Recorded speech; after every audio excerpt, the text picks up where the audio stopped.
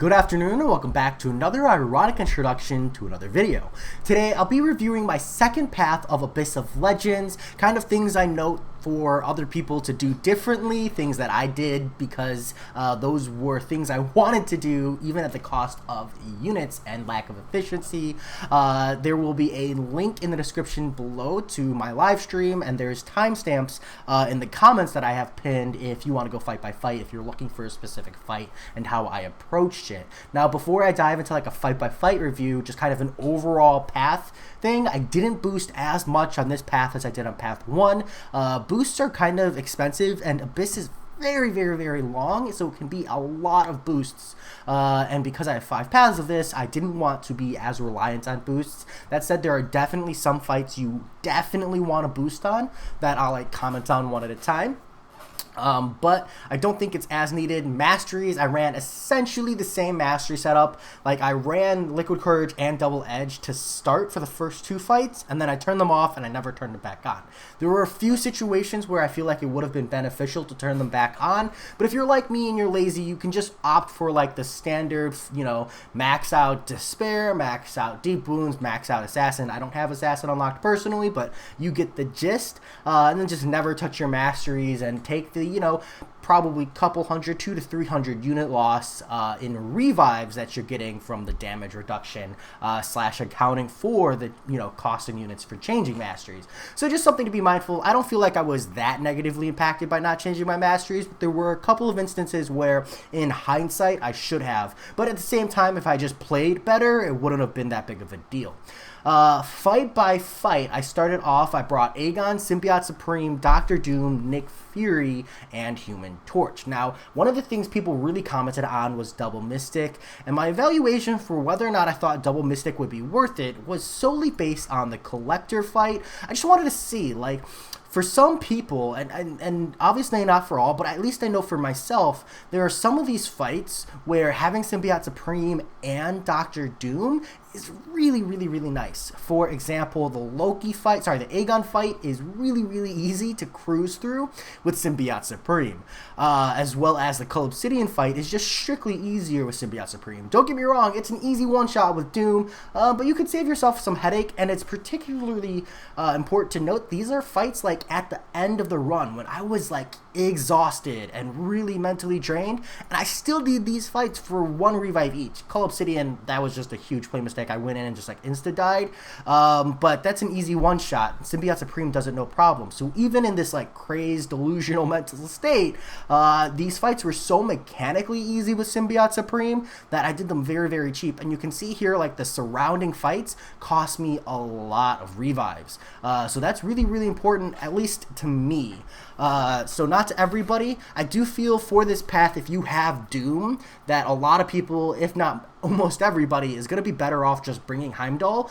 Like, I would say if you have Symbiote Supreme but you don't have Doom, you might evaluate bringing another option for like the Champion and Hyperion if there ever is a point where there's a better Mystic option for those fights than Doom, and, you know, better than Symbiote Supreme, just because I do really feel these fights are just drastically easier with power control with Dr. Doom than they are with Symbiote Supreme and nullification control, which I learned, you know, later on.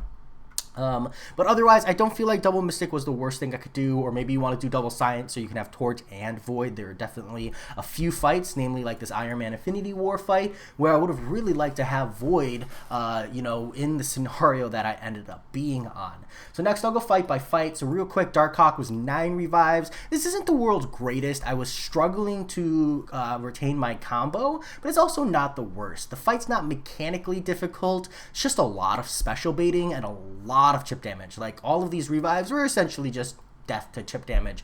So I'd say this is actually probably the first fight where I'm like, you know, it's nice to have potions here. Part of me like feels like you don't necessarily need to use potions, and it's almost better not to, because the fight's long enough and you're trying to build up a combo meter that like it's not that bad to die to block damage. Like, just block damage to death, retains your combo meter.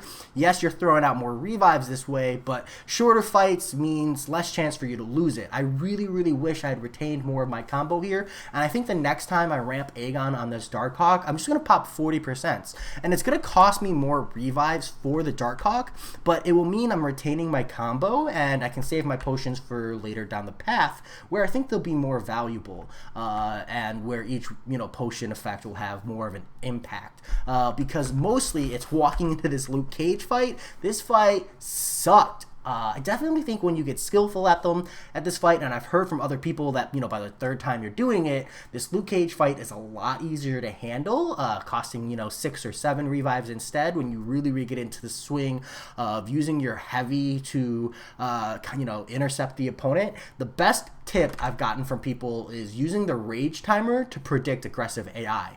What makes this Luke Cage fight so incredibly frustrating, and especially as someone who's like really into predicting AI behavior, this Luke Cage is insanely passive. Like, he is unstoppable and unblockable, and he'll move up to the action point. The action point is the set distance at which the AI either needs to stand idle, block, or dash in for like a medium dash in attack, or if they throw the light attack. There are so many scenarios where he walks up to the action point and he just light attacks, and it's just absolutely mind-blowing. Like, any other AI would block or dash in, and this Luke Cage is just constantly just standing there doing nothing. And with unstoppable, unblockable, 2 buffs that make AI play more aggressive, it's incredibly strange, and it's definitely due to the rage timer. Just wait for the fight me coward, and then wait for him to move up to the action point, and you can much more reliably get that intercept. Definitely would have saved me a few revives that way. I also think this fight might be worth boosting on if you have gotten enough of your combo meter with Aegon, because you do want Aegon ramped up for later down the line. Next up is Dormammu. This is an easy one-shot. It cost me a couple revives because I made some mistakes. I forgot to turn on my pre-fight ability. That really sucked. I forgot to turn dexterity off, I think.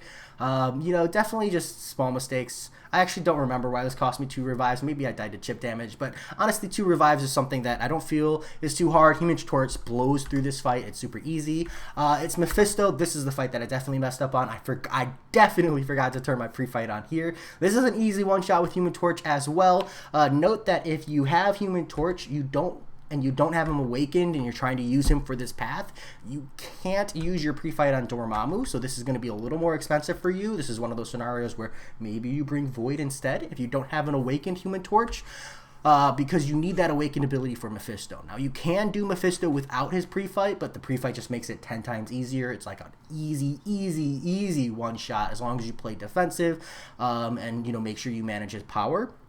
Otherwise, you can get burned. I made a couple mistakes here. Definitely not too beat up about 3 revives. That was just me, being quick to hit start rather than waiting it out.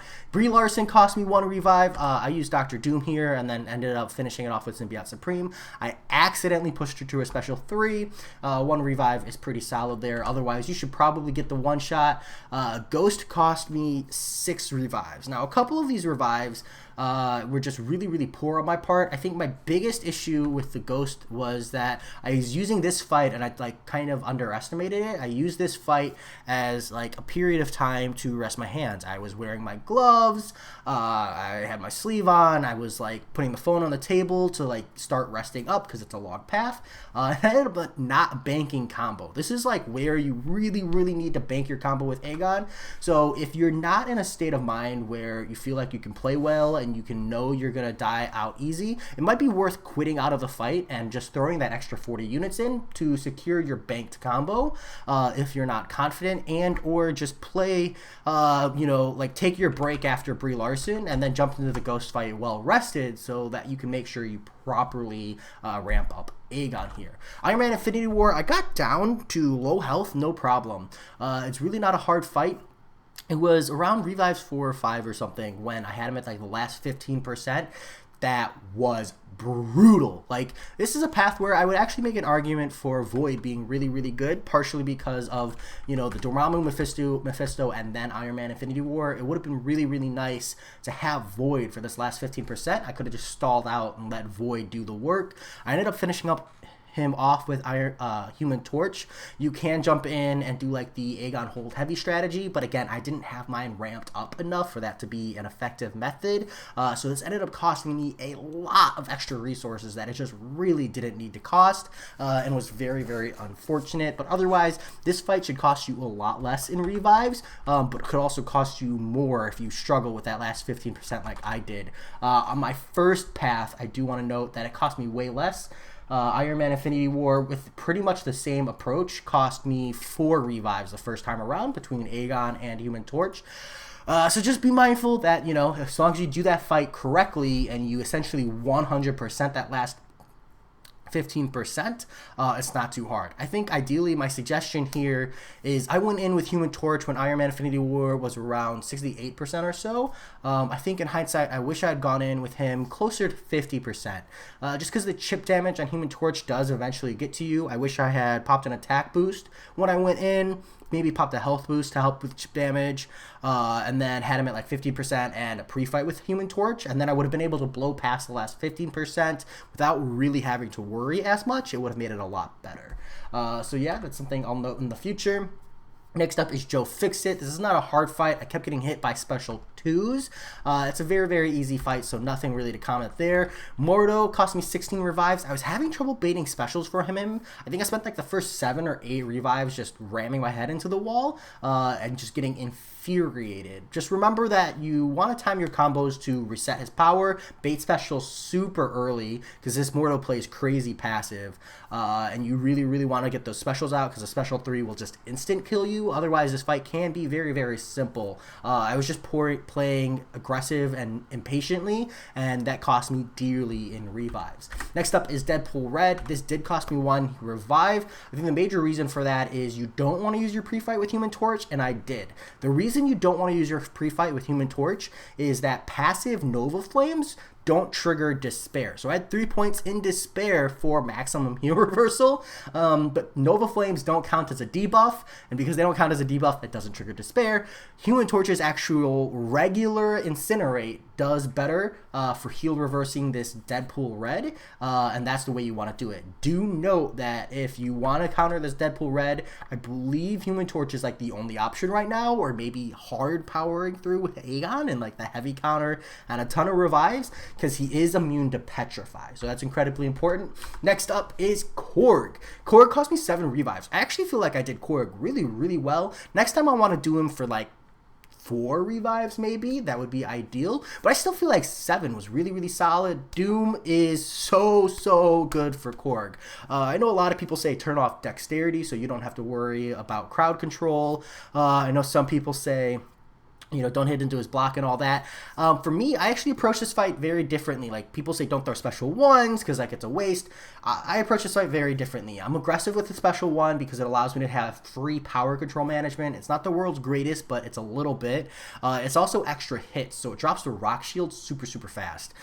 Second, I'm not afraid to dex Korg. I'm not afraid to hit into his block, because it's important to remember that his unstoppable, unblockable, as long as like he's got a bar of power and stuff, it just means unblockable, right? Like, the unstoppable timing is actually fairly short, and if you're dexing because you're baiting out a special, the duration on the special is longer than the duration on the unstoppable. So as long as he's got a bar of power, you don't have to worry about the crowd management as long as you can dex his specials. If you can't dex his specials, you should probably turn dexterity off.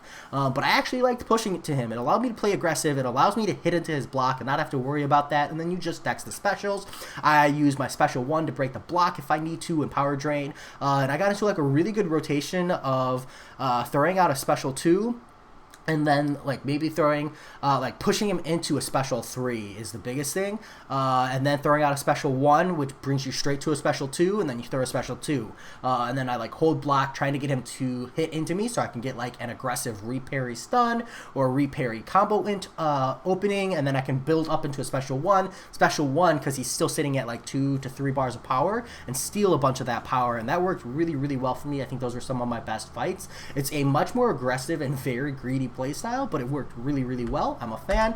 Next up is Taskmaster. Now, Taskmaster, I feel like 12 revives isn't the greatest, but it's also not the worst. It was mostly just me trying to figure out this fight. Like, there were a couple instances where I was just getting clipped and getting hit when I didn't need to, kind of reacting too slow.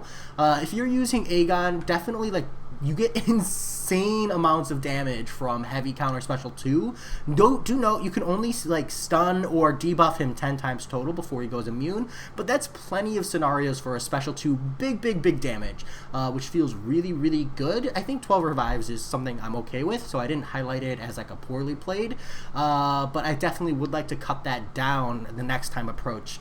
I think the biggest thing with Taskmaster is more so just like being mindful that sometimes Aegon's ability accuracy reduction, I think, causes like a bug interaction with the node where you don't get the prowess. So if you are going for like a special 2 intercept, like heavy hold special 2 intercept, you want to make sure you throw that special 2 after like the first hit before the ability accuracy reduction really triggers in, so you do get the benefits of the prowess. Then you can throw some special 1s for big damage as well if you get to that point.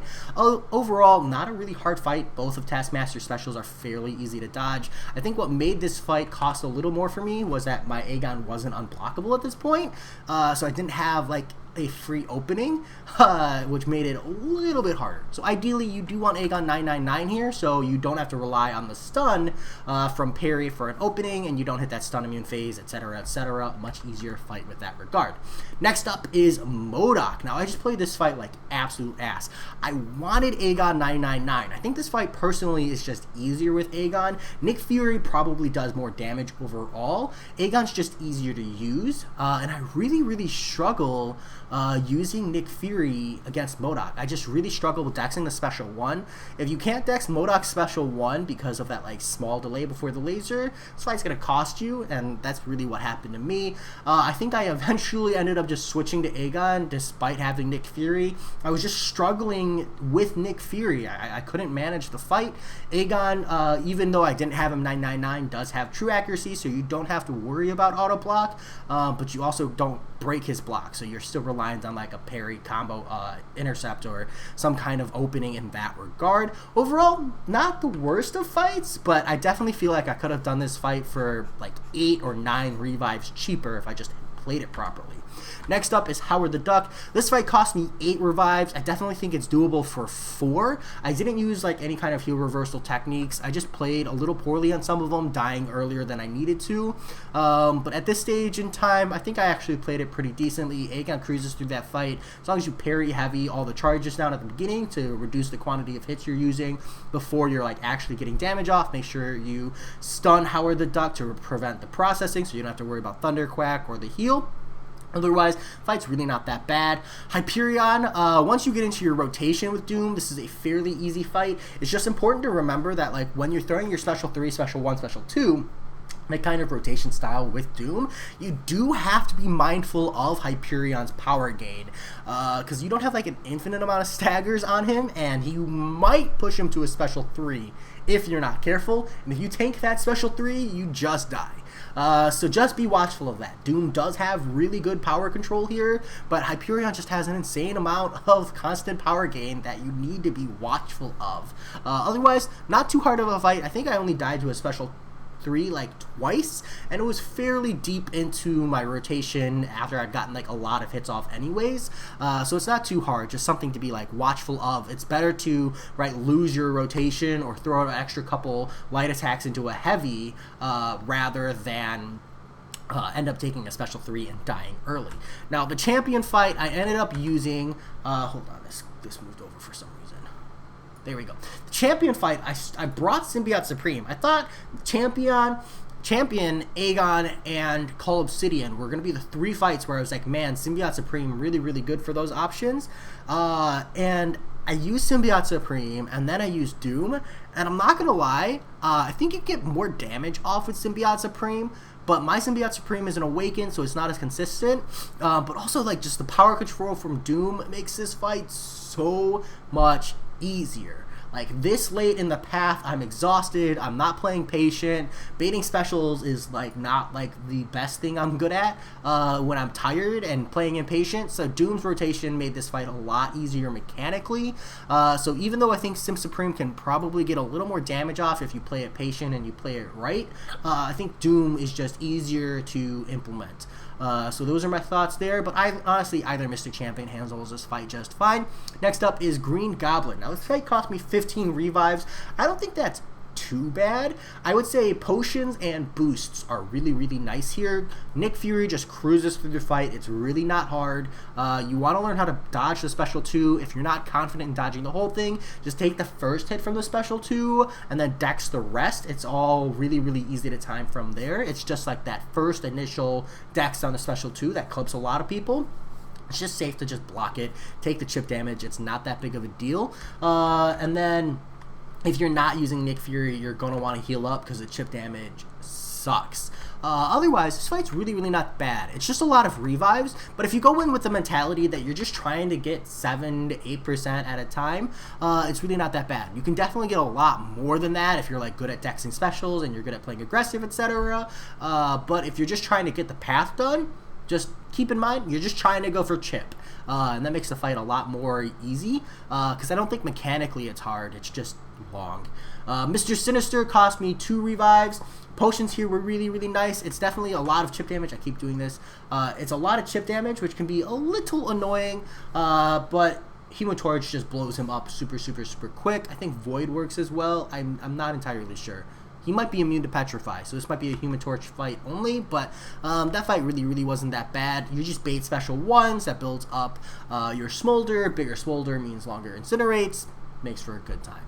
Next up is Punisher 2099. Now, I used 12 revives here, and this is a fight where you really, really, really, really want potions. It's just so much block damage from his specials. I think you can dex him, but I didn't learn how to do that, and honestly, I don't have any intention of learning how to do that. But it's a lot of chip damage. Like, I think it's like 5 to 5.5% from a parried special 2, and then you dex the last like grenade that he shoots at you. And that gets to you really, really fast. Like, you're pushing him into a special 2 super, super quick.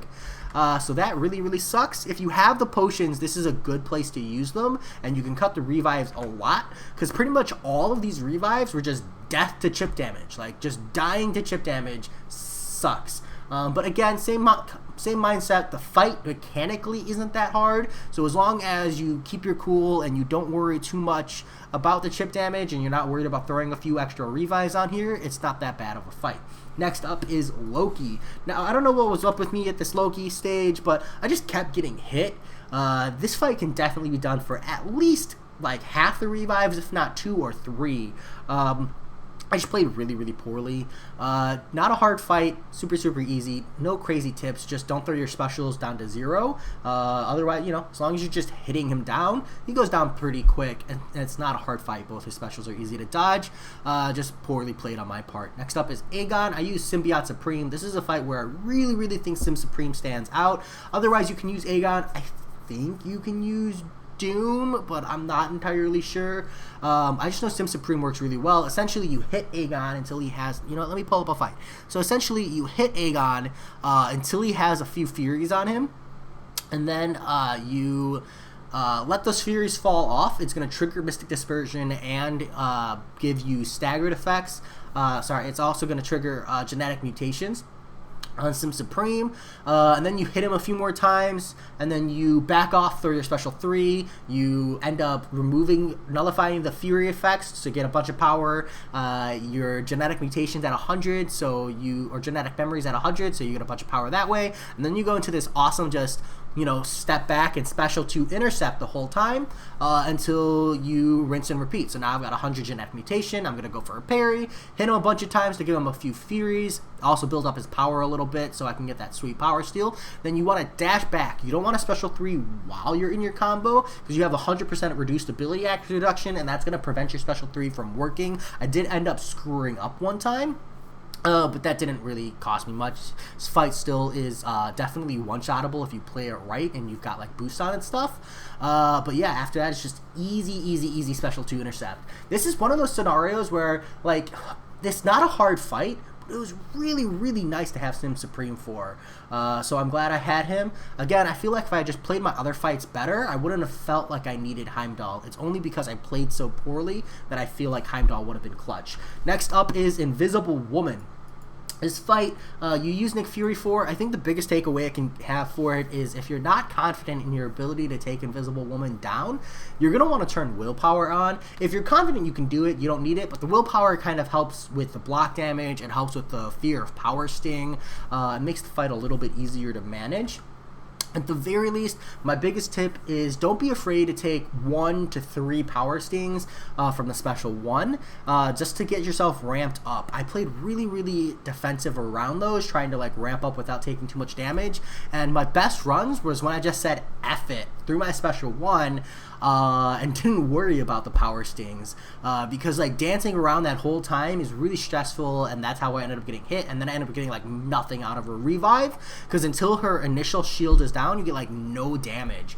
So yeah, at least for the first special one, right? At least to avoid invisibility and make that not a problem, maybe dance around for the second one if you're so inclined. Next up is Cull Obsidian, absolutely free fight with Mystic. Collector I did for 26 revives. This is like 7 revives more than my last time. Could have gone a little bit better. There are a couple fights where I just didn't play perfect or I didn't dodge a special 2. But overall, really not that bad with Aegon. As long as you have Aegon, you know, you push him to a special 2, you block the special 2, you dodge the last hit, you dash in.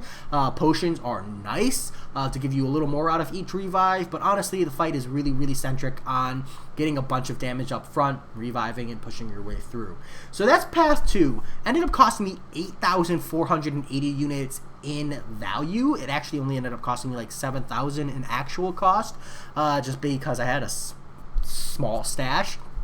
Not so bad, definitely more than I wanted, probably way higher than average, but it's something that I'm pretty okay with. I think I could have cut this down by 1 to 2,000 just by like splitting the fights up. That's probably my biggest thing. As always, I hope you enjoyed. Hopefully this helps some of you out there, and I'll talk to y'all later. Peace.